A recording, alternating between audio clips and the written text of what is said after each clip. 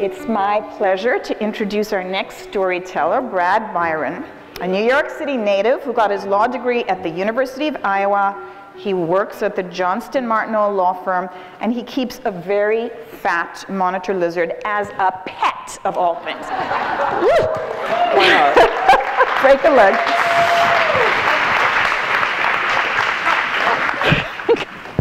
My parents will be so angry that she said that.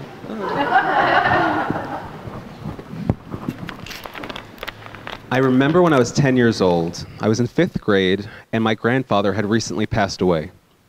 It had been a week. We sat Shiva, which is the Jewish ritual of mourning, and it was time to help my grandmother re-enter her home again.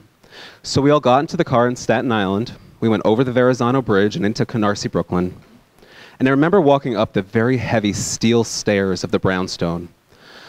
It was cold. We entered the door to the apartment, and it was Spartan. I remember growing up, it was never decorated. There was never anything really on the walls, maybe one picture, one couch. My mother prompted her mother-in-law, my grandmother Vicky, to quickly get to do something so her mind wouldn't stay so focused on Poppy Mark. So she said, Vicky, let's go upstairs and we'll clean out the closet. So I kind of followed my mom, my grandmother. We go upstairs. And the bedroom is this 1950s pink and puce color. It's fabulous. And so they go into the closet to start cleaning things out, and I sit myself down with my back against the dresser, and I just sit on the floor, and I find a book I probably left once before. I open the book, and I look over the top of the book, and just past my feet, I see underneath the bed, there's this very large, patent leather blue suitcase. I'm like, what is this doing here? So I get my fat little body, I squat down, I go underneath the bed, and I start looking, and I see it's perfectly clean. No dust on top of it. And I try pulling on it, and it's really, really heavy. So I pull, and I get it to reveal it to the light of the room, and it has those really heavy, 1960s style buckles on a suitcase.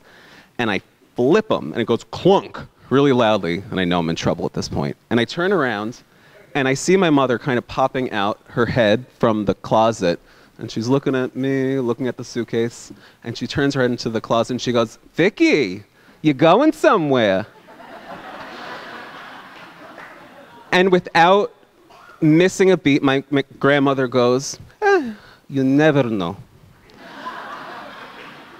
So let me translate that to you from Holocaust survivor into English.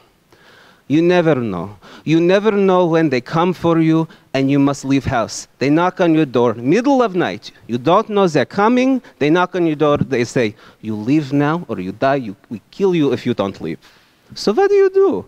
You pack suitcase, you get family, you go. You don't want to die. You don't expect Holocaust. You listen to me, Bradela. Remember this, she called me Bradela. She said, we are guests in this country. We will always be immigrants. And that really encapsulates what it was like for me to grow up as a Jew in New York City. I always felt like an immigrant because that's what we were told. We're guests. But something else really scared me, which was that, wait, she said her friends came to her door with basically pitchforks ready to kill her, telling her to leave her house. And I think, I have great friends. I don't think they're going to kill me. What does this mean? Do I need a suitcase? It became part of my DNA growing up to always worry about what's going to happen next. So as time went on, I graduated high school, graduated college, and I decided to apply to law school. And I got into a bunch of different law schools, and you follow the common wisdom, which is you go to the best law school you get into, and University of Iowa, it's top 20 law school, you go for it. My parents are like, you sure you want to go to Iowa? So I was convincing myself, super gung-ho, I'm like, I'm gonna go from bagels and lox to go Hawks, and let's do it. So August of 2008, my dad's like, okay, let's start schlepping your stuff across country now, right? So, but just a little bit of background. At this point, my family lives in upstate New York. There's a lot of terrain. We have mountains, we have hills, ravines, old growth forest. In fact, autumn is such a stark contrast in colors that the astronauts in the International Space Station, they can tell it's fall when they look at New York State because it's bright red. There are crimson colors, oranges. Well, we start moving cross country in August, and the terrain starts to change.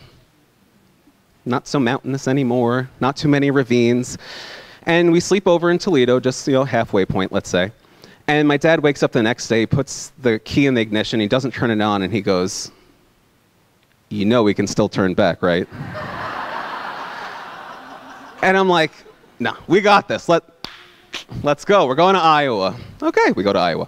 So we keep driving, and we approach the Mississippi. And the Mississippi is, it's a gigantic river, but it's also a divide, this margin, this threshold that you're crossing not geographically only, but also kind of inside yourself. And you descend towards the river, and you look across, and you see this gigantic billboard towards your right side. "Welcome to Iowa, fields of opportunity." And you look around, not too many mountains, not too much forest, but it's beautiful, it's golden, it's just lovely. I arrived there August 8th, 2008. And August 11th, a newfound friend, John Singer, says, "I got you a ticket to go to the Iowa State Fair. You'll learn a lot about Iowa there." So we, I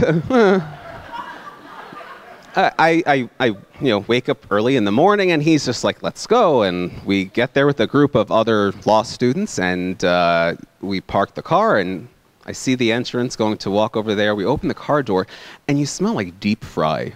Like, it's just this wafting of deep fried. And I'm like, oh, okay, it's like a state fair. There are things being fried. Sure, carnival. And you get closer, and you get towards the entrance, and then all of a sudden, the smell of, like, stale beer and urine starts to, like, emanate. I'm like, yay. Go Hawks. So we get just past the concession, and it starts to smell like chicken feed and manure. Well, I know now it's chicken feed and manure. And there's a little petting area for little cute baby animals. I'm like, okay, this is fine. And then I see this sign that says butter cow. And I'm like, oh, butter comes from cows. I know that. Doesn't everyone know that dairy comes from cows? And they're just like, go into that building. It's really interesting. So we go into this very large, kind of like cotton candy smelling building. And we walk in. There's a butter cow. It is a cow, a large bovine made of butter. Who would have thought? But right next to it was a butter sculpture of then Olympiad Shawn Johnson. And so I learned that, the highest form of flattery, apparently, is to be made into a statue of dairy products. Just like New York. So we're walking around, and I see these people carrying these trays of what I now know are cheese curds. And they're just like all going straight towards the beer tent. And let me tell you, this is like Mecca during Ramadan. These people are just, it is popular. They are running towards this beer tent. And okay, then, go beer. And then I see, like, just in these crowds, there's like a 5 or 6-year-old girl.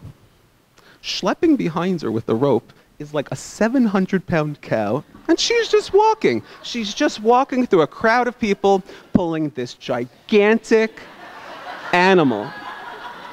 And I'm like, should we find her mom or something? Like,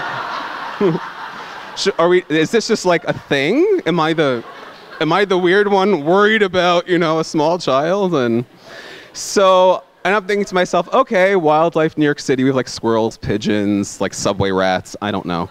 So like, at this point I'm thinking, I feel like a guest. I feel like an immigrant. Grandma proved herself right.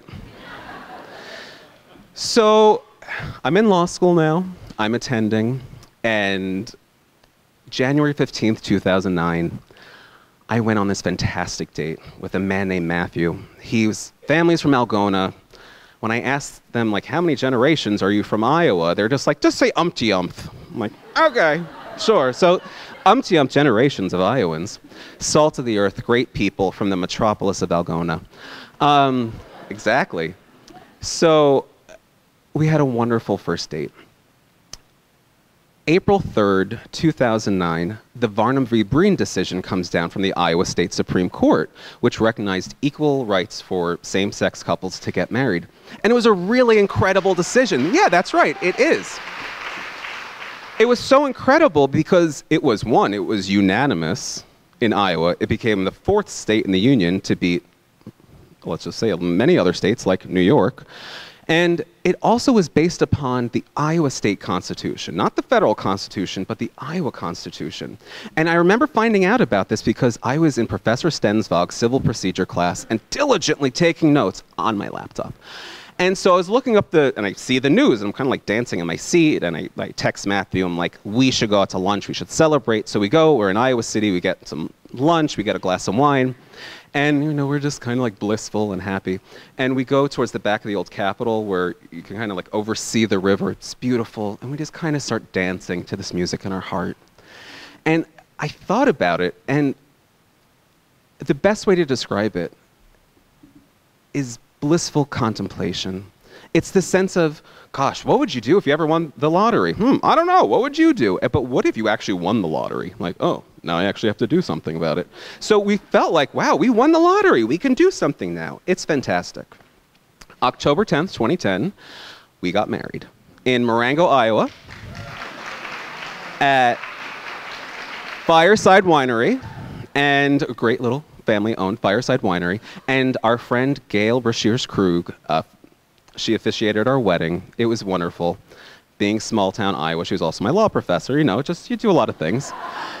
And it was this beautiful wedding. And there were 3 tables when you entered the reception. The first table were pictures of my family, the old country, Russia, Poland, all of these pictures, Ellis Island, Brooklyn. Then the next table were pictures of my husband's family, of Kossuth County, way back in the day. It turned out, way back in the day, like not paved roads, like way back in the day. And then the third table were pictures of the 2 of us coming together. Our vacations, our holidays, our dogs, things showing us coming together. And it was this beautiful reception. People were really happy. And it continues to this day. We keep merging things, coming together, and we blend things. So for example, we have, latkes at Christmas time. We have Iowa wine at Passover.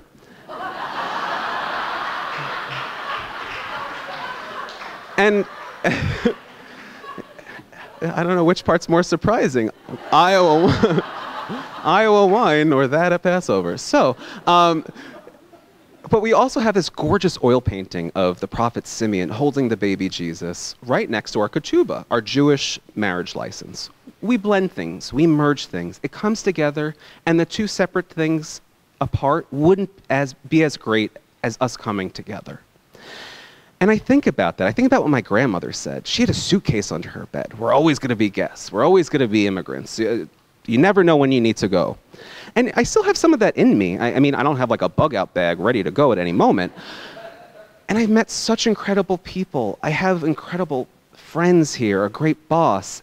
But there are little things still stuck inside my head. So for example, when I enter my house at night, I lock the door behind me before I take off my shoes.